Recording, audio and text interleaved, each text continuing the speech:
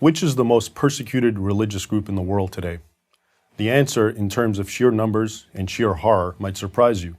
It's Christians, specifically Christians living in Muslim-majority countries, countries where Christians often preceded Muslims by centuries. I'm not talking about war on Christmas type harassment. I'm talking about know your place or we're going to kill you persecution.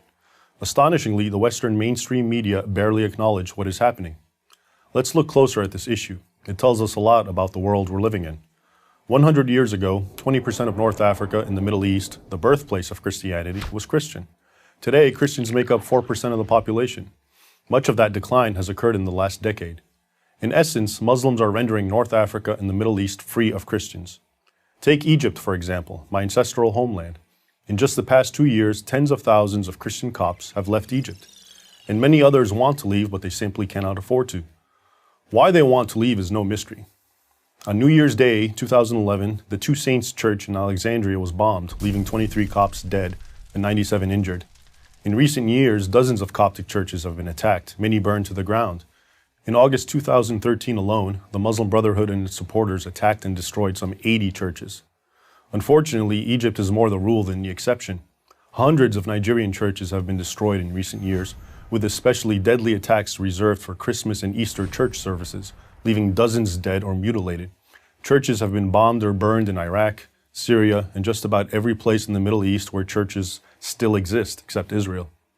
Christian businesses have been torched, Christian girls have been kidnapped, sold as child brides or slaves, and had acid thrown in their faces for not being veiled. Anyone born a Muslim who converts to Christianity faces jail and possibly execution. The list of fresh atrocities by Muslims against Christians grows longer almost every day.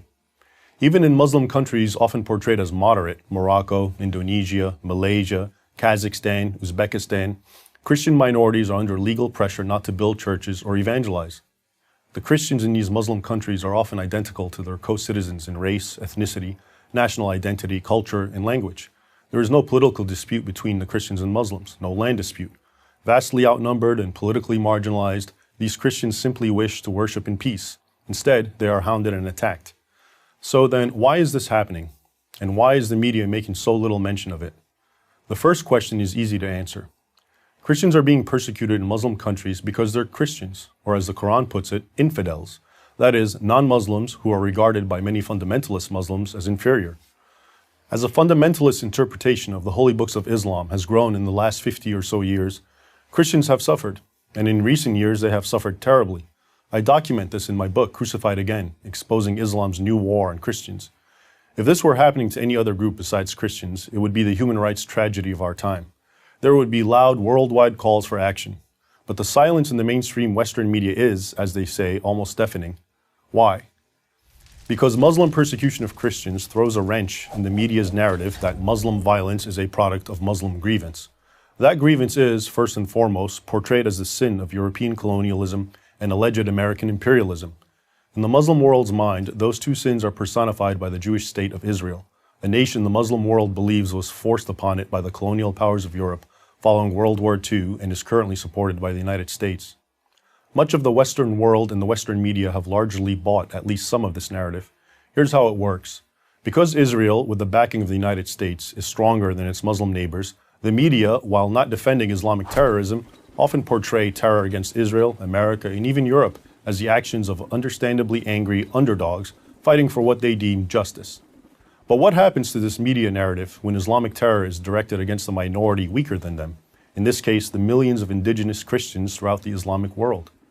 The answer is that, rather than abandon this narrative, the media just don't report Muslim persecution of Christians, except for the most sensational cases. That's why you probably don't know that there are barely any Christians living in Algeria, Tunisia, and Libya, nations where Christianity once thrived, or that this is happening in Egypt, Iraq, Iran, and even Lebanon.